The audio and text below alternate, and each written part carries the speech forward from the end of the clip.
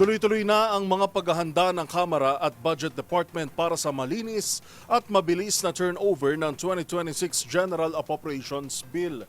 Ayon pa sa isang kongresista, simula pa lang ito ng pagtalima ng Kongreso sa hamon ng Pangulo na gawing transparent at bukas sa publiko ang budget deliberations.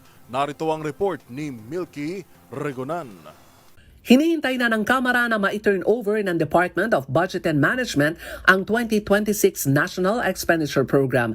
Nagpulong ang mga opisyal ng Kamara at mga kinatawan mula sa DBM para pag-usapan ang mga detalye ng turnover sa August 13 bilang pagsunod na ang pambansang budget ay maisumite sa loob ng 30 araw matapos magbukas ang first regular session ng 20th Congress.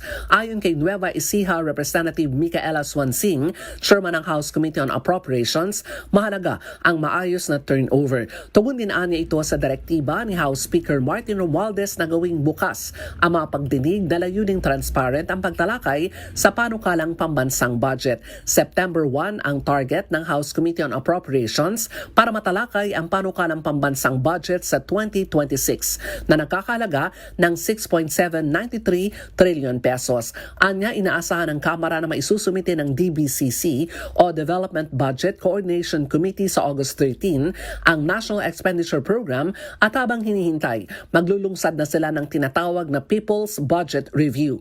Dagdag pa ni Swansing, tinatanggap ng Kamara ang hamon ni Pangulong Bongbong Marcos na gawing transparent ang pagtalakay sa pambansang budget kasunod ng direktiba ni Speaker Romualdez na ipatupad ang open BICAM deliberations. Para sa MBC TV Network News, ako si Milky Regonan, una sa Pilipinas, una sa Pilipino.